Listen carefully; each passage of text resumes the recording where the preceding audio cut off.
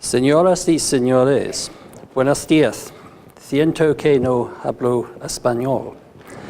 Habiendo sorprendido a todos con mi fluidez, ahora volveré a inglés.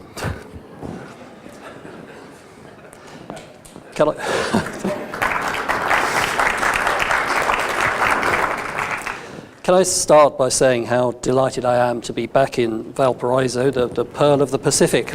Valparaiso is without doubt one of the world's great historic trading cities, and its heritage is of outstanding importance, not just to Chile, but globally. Now, I first visited your city 15 years ago, and it's encouraging to return and see that progress has been made. And I was really inspired by the mayor's words with the emphasis on the future and finding a future for the past. Now, these long-standing historic connections between our two countries are highly valued in Britain. We have a long shared history of friendship and mutual cooperation, not least in naval matters.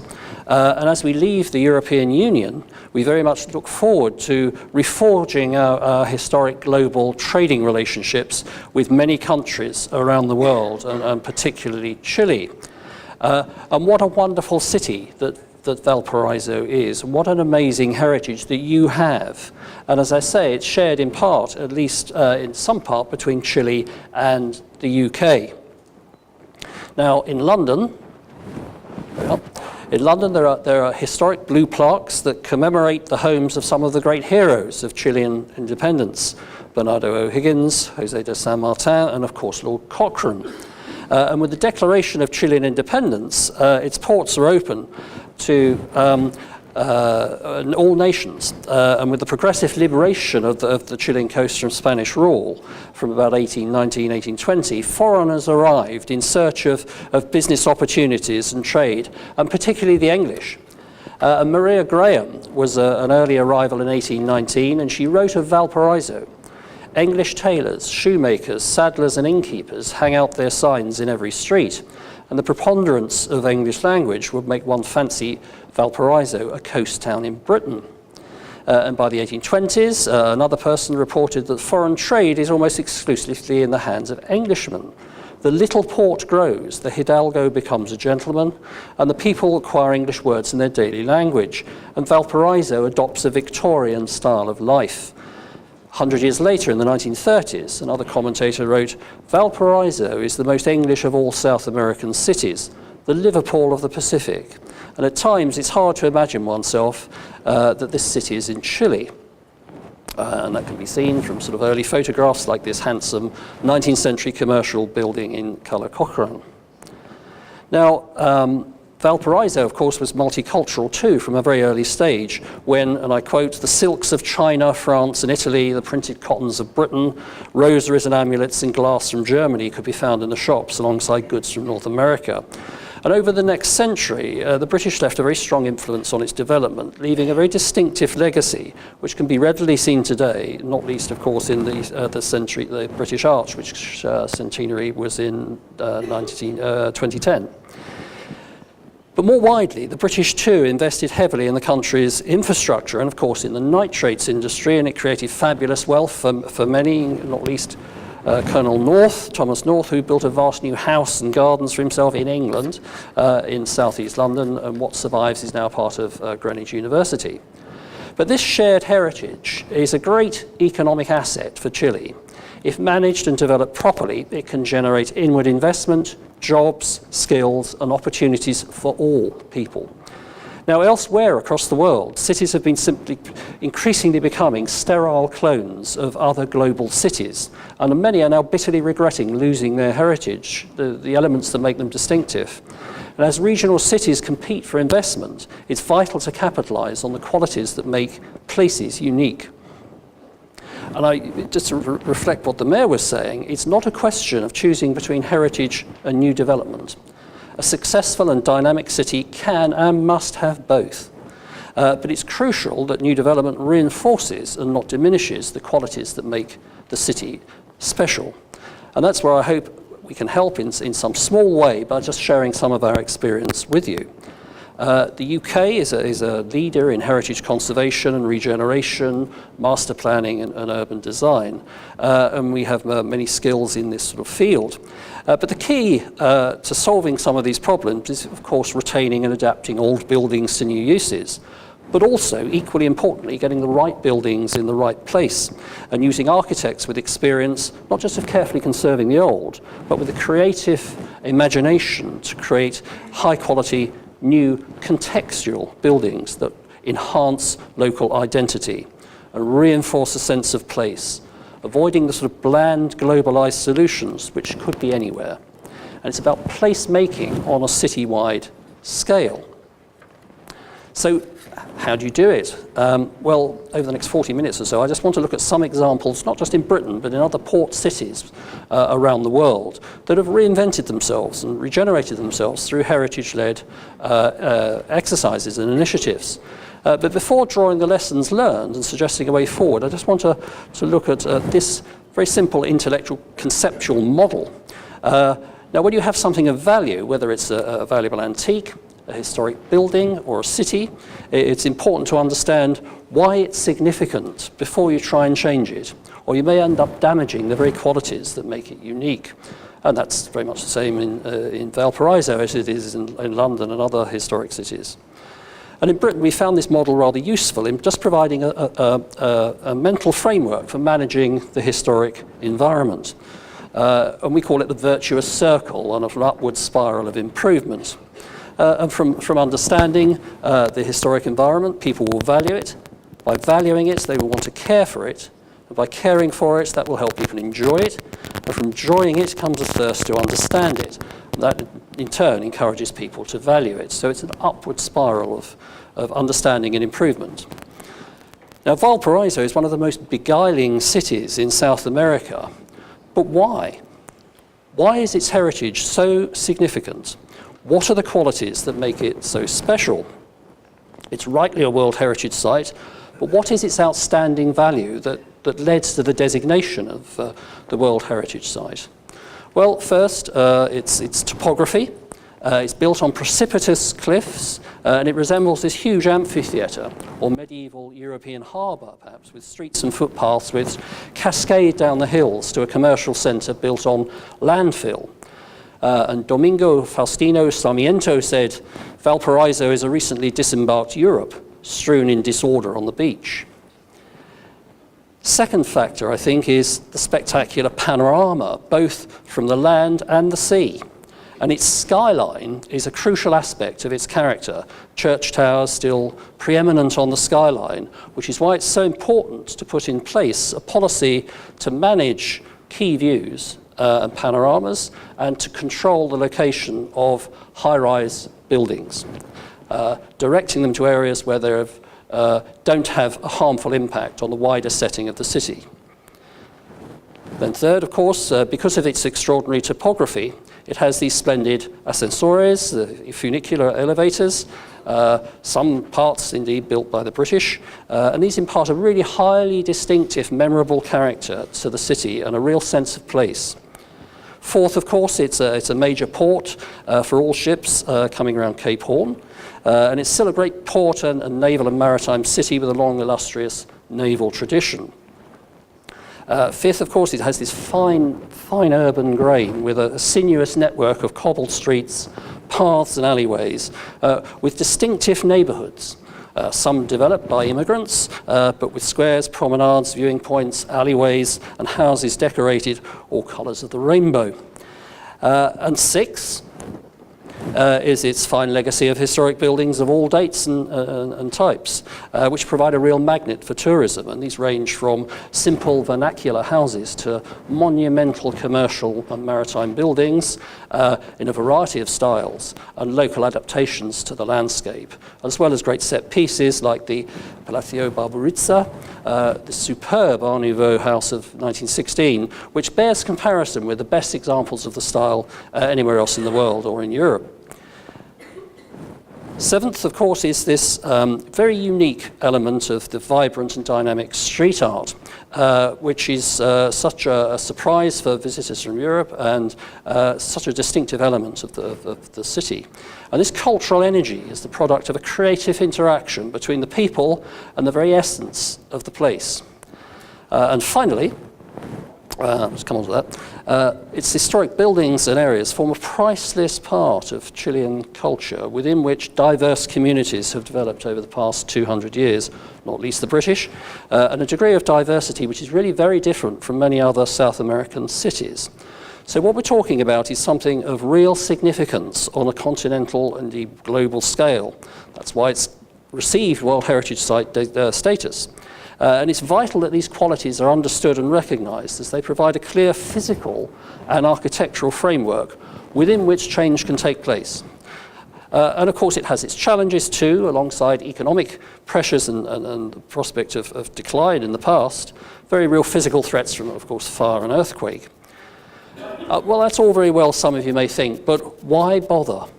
So what? Well, this is why I think it matters. As cities compete with each other for inward investment and development, experience around the world shows that people and businesses will choose somewhere with something special to offer, something unusual and distinctive, and that has real economic value. So the built heritage is a vital economic, social, cultural and environmental asset. And great architecture and townscape confer a very distinct identity and sense of place. Heritage-led regeneration adds real value by uplifting whole areas sustainably and much more effectively than sweeping them away with bland, comprehensive new development. Regenerating the heart of the city means expanding tourism. Tourism is the great gold mine that the city is waiting to unlock. And this is key to capitalising on its unique selling point, its heritage. And tourism, as I said earlier, means inward investment, it means new hotels, restaurants, it means new jobs at all levels of society. It means new skills, it means development potential, and it means retail opportunities, in fact opportunities for everyone. But conservation and sustainability are simply two sides of the same coin. So it's important that this new development is sustainable and it doesn't damage the very qualities that make the place special or the future of the communities that live here. So conservation works. It pays real economic and social dividends. And that's why it's vital, I think, to put in place an action plan to manage change and to guide development. Now, none of this is new. I mean, it's been tried and tested in many countries all over the world. And I think Valparaiso hopefully can learn from others' experience, and we can learn from yours, and hopefully avoid some of the mistakes that indeed we have made as well in the past. But here are just some examples, first of all from the UK. This is Liverpool. And this is an obvious parallel, and my colleague Duncan McCullum will be talking in much more detail about this after me. But like Valparaiso, it lost its economic lifeblood after patterns of trade across the Atlantic declined and changed. But in essence, the catalyst for reviving the city was the creation of a development corporation in the early 1980s.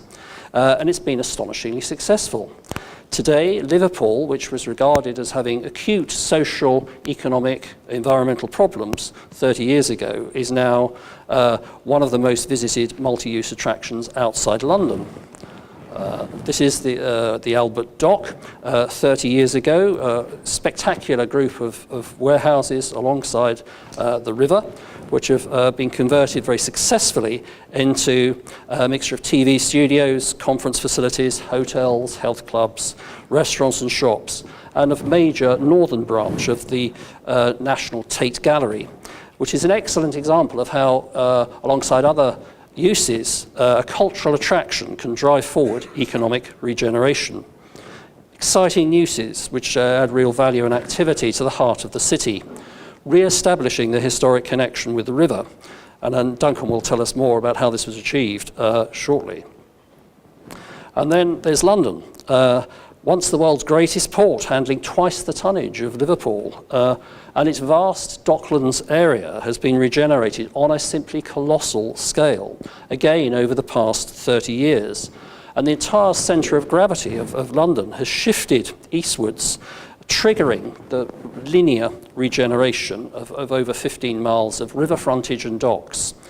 And this was kick-started and directed by, again, another development corporation, the London Docklands Development Corporation, which was able to overcome fragmentation and competition between vested interests, landowners, and different local authorities, and to draw them together and work with them to implement an overarching vision for the area.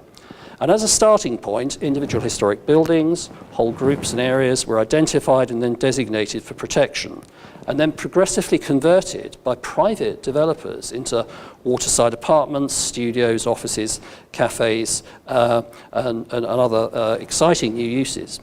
And whole communities have been established now on the river in once derelict waterfront areas. And these are places that attract quite wealthy people in areas that were once written off as hopeless.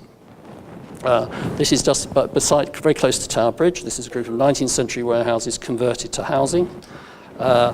This is a small basin, again with off the River Thames, with warehouses, 19th century warehouses, which are historic buildings adapted and converted from warehouse use to housing. And this is some idea of the sort of streetscape environment that's been created. And across the river, another dock. This is St Catherine's Dock, right by Tower Bridge, which has been converted into a marina and other sorts of public uses and activities. And then as one goes down the river, this is an old derelict wharf, not a very good picture, I'm afraid, but this is from 30 years ago. And this is, as it is today, incorporated into a wider group of both restored historic buildings and new development that picks up and reflects the character of the riverside and docklands. A few more. This is, again, more of the same. Just to the left, you can see the iconic Shard building, which has been erected in the last 5 or 6 years. This is a very interesting new development just behind the river, behind those warehouses. So, as I say, it's not a question of talking about necessarily preserving just heritage buildings, but getting the right imaginative, creative solutions to new architecture. This is another example in London, and this is a great landmark in the development of area conservation in Britain and in London. When the market, this was a fruit and vegetable market right in the centre of London, and it was moved out in 1974, when proposals were drawn up at that time for complete comprehensive redevelopment, flattening the whole area for high-rise buildings, urban motorways, and new development. But the people of London, actually, this was really a good, interesting example of how communities can react and respond to these sorts of issues. The people of London said no, and there was a really strong pushback from communities all over London, and it was a sort of, let's say, a benchmark in the development of the conservation heritage movement in Britain. And London's government actually listened to this, and overnight changed direction completely. It designated the whole area a conservation zone, and over 250 buildings were listed as historic buildings. This is one of my first jobs in planning. And an area action plan was developed, supported by the regional authority, and about 4 or 5 years after that, responsibility was transferred for overseeing the area to the Covent Garden Trust. But over that sort of 30-year period since then, listed buildings, unlisted buildings of character have been conserved with great skill and adapted to new uses. And it's a hugely important tourist attraction now in London, as well as a centre for businesses. And new buildings have been slotted in sensitively. This is just the adaptation and reuse of the market buildings. This is an extension and development for the Royal Opera House in London. And it's now, as I say, one of London's most successful quarters, drawing in millions of visitors each year. This is another example, also in London. This is King's Cross. This is a huge 27-hectare site of derelict railway lands with over 20 historic buildings, now being transformed in the largest urban development project in Europe but retaining and adapting the heritage buildings with a whole range of new uses and a creative mixture of the new and the old. So there are 50 new buildings, 2,000 new homes, 20 new streets, a university, and 10 new public squares for over 45,000 people who live, work and study in the area, alongside the adaptation of one of the great railway stations of the world. And I'll just show you some images of this. This is the emerging new quarter on the railway lands with new and old side by side. This is the refurbishment of a very run-down, derelict but important historic hotel right next to the stations, which has been restored back to hotel use. This is the centre for the university, a granary building, a mid-19th century warehouse, and a new public square created in front of it, which has created a whole new public attraction for London. A whole new quarter has been opened up. This is a very early building associated with the Olympic movement in the 19th century, converted and adapted again to new uses. This is the railway station. Again, 30 years ago, this was empty, redundant, threatened with demolition, and now it's the focus for the Channel Tunnel rail link linking Britain and France, and the train shed behind has been adapted and converted to this spectacular arrival point in London. So, this is heritage of absolutely global significance, but it was perfectly possible to adapt and convert it flexibly for new uses. Just one other example, these are some gas holders that were actually on the site, very important part of the industrial archaeology of the area. One has been kept as public open space inside, you can see there, and three others are being converted to housing with cylinders inside of progressive 21st century design, providing really imaginative homes for people. And this was achieved by a single private developer called Argent, which had control of the whole site. And it's taken a long time to release its potential. And they recognized this, they realized it would take at least 20 years to bring to completion and fruition. And the income from each phase was recycled to fund the next phase. So they didn't borrow money extensively on the world's markets. Directly adjacent to this site is another site. You can just see the train sheds of King's Cross Station, but the area to the right here, called the Regent Quarter, suffered for decades from some of the sort of issues that I know you've struggled with here. Certainly acute poverty, crime, abandoned housing, drug abuse, dereliction, prostitution. So English Heritage commissioned a master plan to show how these series of street blocks could be refurbished, adapted and opened up for new homes and start up high-tech businesses. And that's the quite simple plan that we developed, showing how you could open up the spaces between the buildings, the yards and the alleys, connect them through. And a single developer took this forward in conjunction with the local public sector regeneration agency. And in 5 to 8 years, eliminated all of the social problems and created a desirable neighbourhood for people to live and work in. And just finally, in London, further downriver, this is another example of opening up the area of the Regent Quarter. This is a carriage works that's opened up now for an architect's office. This is Woolwich Arsenal, again 13 acres, further downriver eastward towards the North Sea, which the site was very nearly fragmented at the time it was disposed of by the government, the Ministry of Defence. But eventually overall control passed to a single developer with an agreed master plan, which retained over 20 historic buildings in poor condition.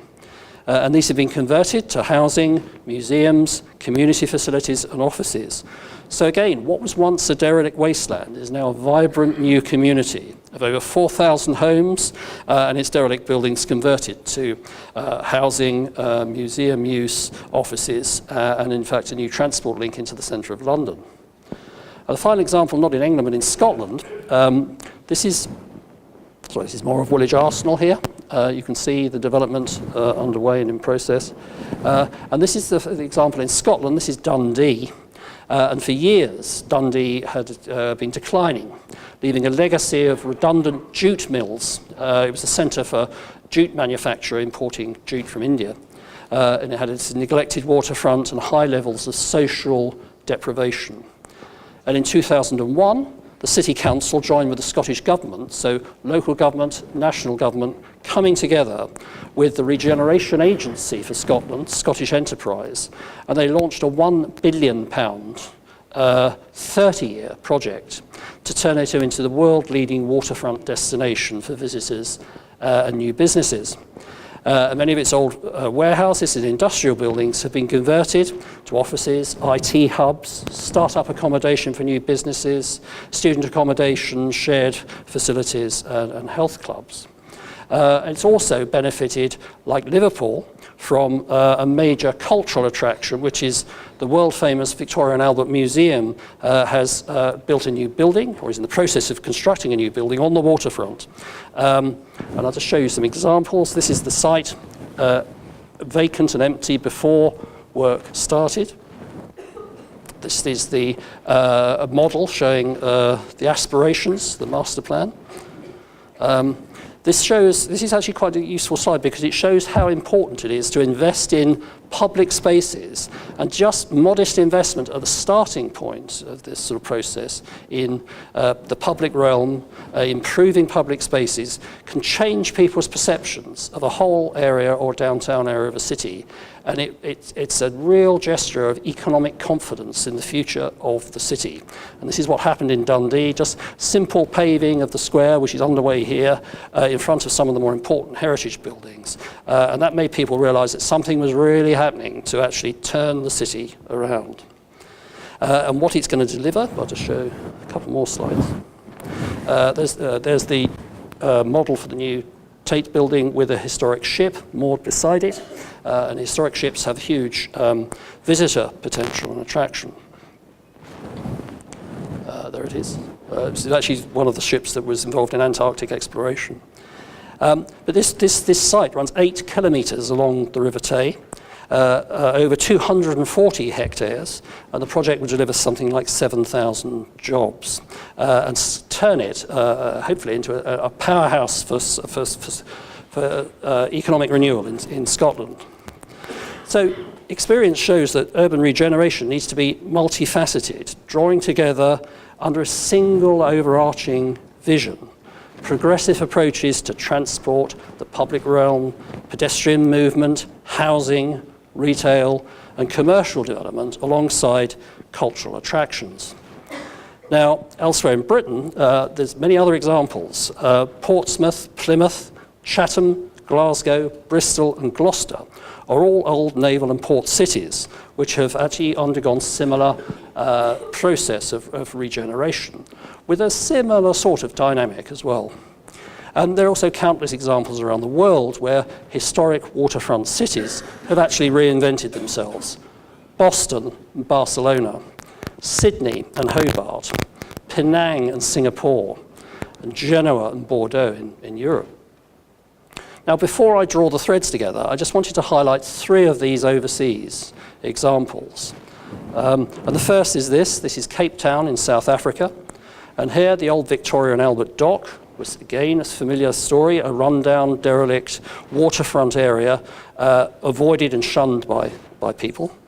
And after extensive public consultation, drawing in the community locally, in 1988, city authorities set up a subsidiary development agency, the Victoria and Albert Waterfront Limited, to oversee its phased development over a 20-year period.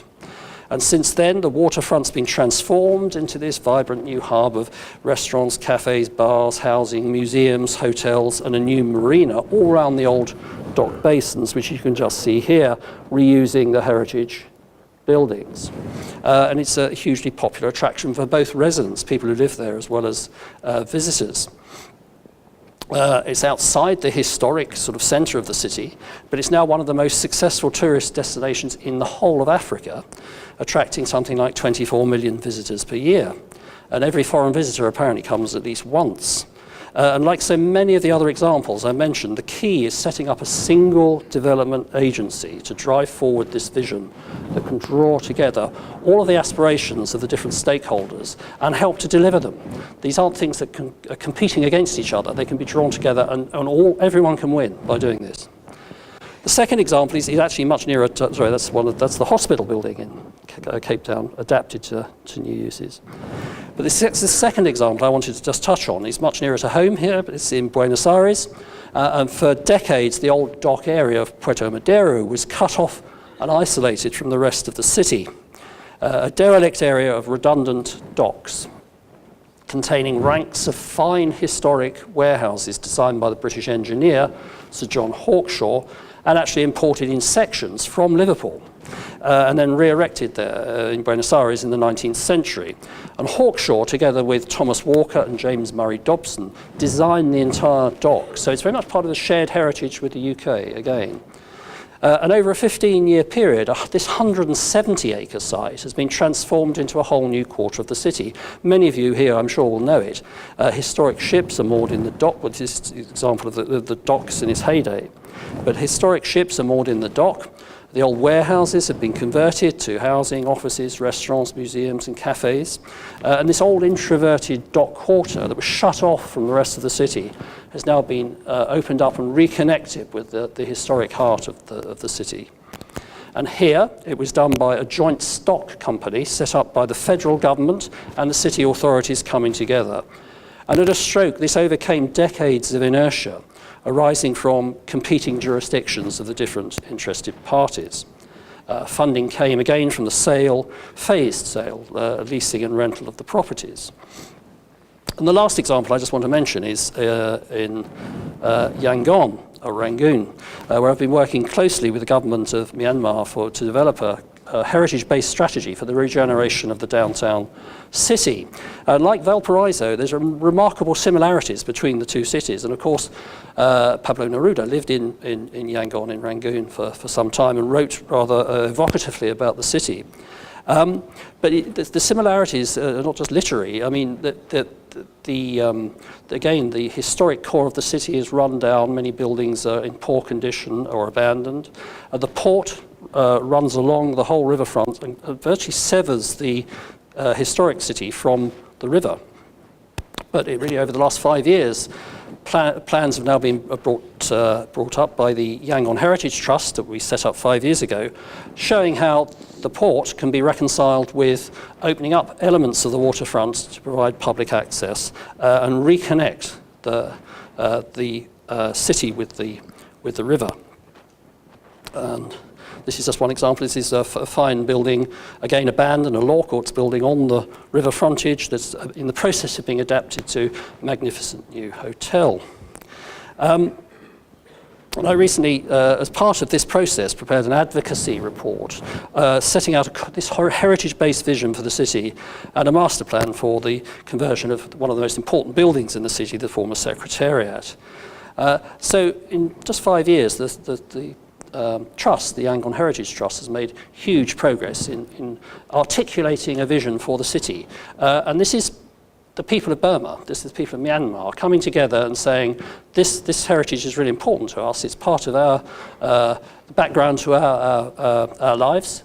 We value it, as does the government there. And they want to find ways and means of securing its future and using it as an engine for driving the regeneration of the city. And like Valparaiso, it also has quite acute risks from earthquake damage as well. And I've been working on similar proposals for a long time in Calcutta as well, which has also quite similar characteristics to Valparaiso and Yangon. But just to draw the threads together, really, I mean, these are really good, these are interesting examples, but what are the lessons that we can learn? And I think there are probably just eight steps that one needs to consider. And each city, each place will find its own trajectory into the future. But I think some of the common lessons we can see here. And the first, number one, I think, is you need dynamic and enlightened leadership. A political champion who's capable of knocking heads together and getting things done.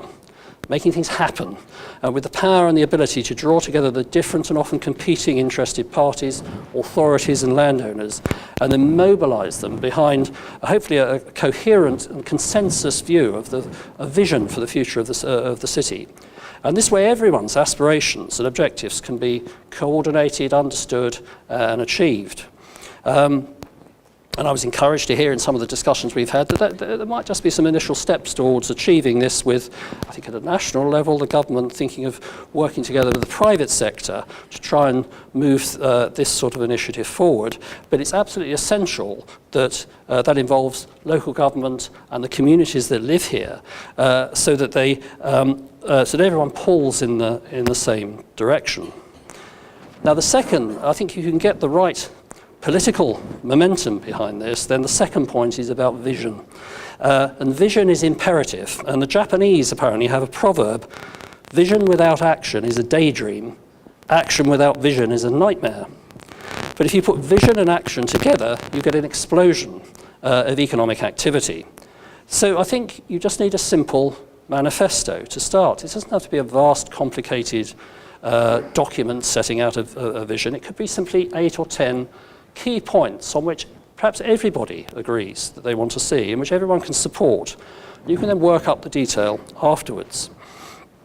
And this can set out a really inspiring vision for the city and explain how, in part, heritage can act as a catalyst for economic recovery, and what that means for people, the people who live here, in terms of jobs, skills, opportunities and inward investment. The third point is, once you have that vision, I think, that simple document, is consultation and participation by everybody. Not just in the city, but more widely, taking the community in particular here, the local neighbourhoods, along with you, and encourage the community to mobilise in support of this vision, and maybe come together, the neighbourhoods to come together and have a single trust or amenity society that can help feed their thoughts and ideas into the whole process of regeneration. Because the people who live in the neighbourhoods know their city, they know what's important, they know what's special, and it's absolutely vital that they're involved in the whole process, and then they have a sense of ownership of the whole scheme and pride in the end result. So coordination and communication, I suppose, is the message there. The fourth is about just designation, understanding the city already has a World Heritage Site. There's a great deal of understanding here about why it's important, why its heritage is important. So designate conservation areas and list buildings, understand why they're important, what the scope is for change within those buildings, what is it that creates their special interest and significance, and how can one alter them to maintain the actual qualities that make the city special. Fifth is delivery. How do you actually drive this forward and implement it? And one way that we've explored and seen elsewhere is to set up a single agency to overcome the competing interests with the power and the funding to work with the private sector to implement this vision in stages. And this can be a development corporation, a development company, a consortium of national and local agencies, a heritage trust or with the power to drive some solutions forward, or sometimes a single private company working to an agreed master plan with agreed objectives, priorities and phasing.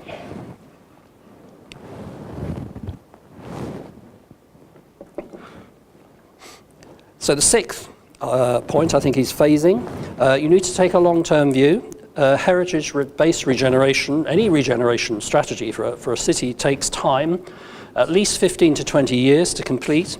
So phasing is important. One needs to establish early on phasing and deadlines based on clear priorities. Seventh point is management. You actually need to actively manage an area and prepare a detailed urban design framework showing which buildings of character, listed or unlisted, should be retained, but also highlight where the opportunities are to remove eyesores and buildings and which detract from the area. And together with policies and planning briefs, setting out criteria for new buildings, massing, design, proportions, materials, skyline in particular, and with specific controls over tall buildings, directing them away from the historic core. And the eighth lesson, final lesson, I think is about enhancement. I mentioned earlier about Dundee. You can start with some really small, quick wins. Small scale, enhancements to perhaps a few individual buildings, groups, or particularly public spaces in areas that are at risk, to show people that what you're trying to achieve. And once you've got a benchmark that people can see something's actually happened, then that acts as exemplars for others to follow and creates this upward spiral I was talking about earlier. And environmental schemes can often lead the way because they demonstrate this public confidence in the economic future of the city.